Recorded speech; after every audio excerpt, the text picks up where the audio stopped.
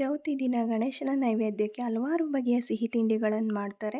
ನಮ್ಮನೇಲಿ ಬೇಳೆ ಕಡುಬು ಮಾಡಿದ್ವಿ. ಇದನ್ನು ಮಾಡೋಕ್ಕೆ ಒಂದು ಪಾತ್ರೆಗೆ ನೀರು ಹಾಕಿ ಅದು ಕುದಿ ಬಂದಮೇಲೆ ಬೇಳೆ ಹಾಕಿ ಬೇಳೆ ಮುಕ್ಕಾಲು ಭಾಗ ಬೆಂದಮೇಲೆ ಆ ನೀರನ್ನೆಲ್ಲ ಬಸಿದು ಅದೇ ಅಳತೆಯಲ್ಲಿ ಪುಡಿ ಮಾಡಿರೋ ಬೆಲ್ಲನ ಸೇರಿಸ್ಬೇಕು.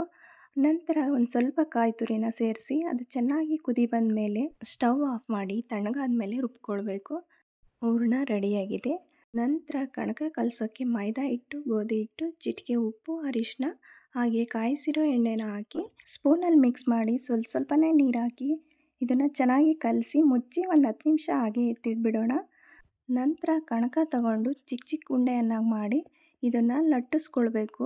ಲಟ್ಟಿಸ್ಕೊಂಡ ನಂತರ ಈ ಎಲೆನ ನೀರಿಗೆ ಡಿಪ್ ಮಾಡಿ ಹೂರಣನ ತಗೊಂಡು ಎಷ್ಟು ಬೇಕೋ ಅಷ್ಟನ್ನ ಸ್ಟಫ್ ಮಾಡಿ ಎರಡೂ ಕಡೆ ಪ್ರೆಸ್ ಮಾಡಿ ಎತ್ತಿಟ್ಕೊಂಡು ಒಂದು ಬಾಣಲೆಗೆ ಎಣ್ಣೆ ಹಾಕಿ ಅದಕ್ಕಾದ ನಂತರ ಒಂದೊಂದೇ ಹಾಕಿ ಮೀಡಿಯಮ್ ಫ್ಲೇಮಲ್ಲಿ ಹೊಂಬಣ್ಣ ಬರೋವರೆಗೂ ಫ್ರೈ ಮಾಡಿದರೆ ಗರಿ ಗರಿಯಾದ ಕಡುಬು ರೆಡಿ.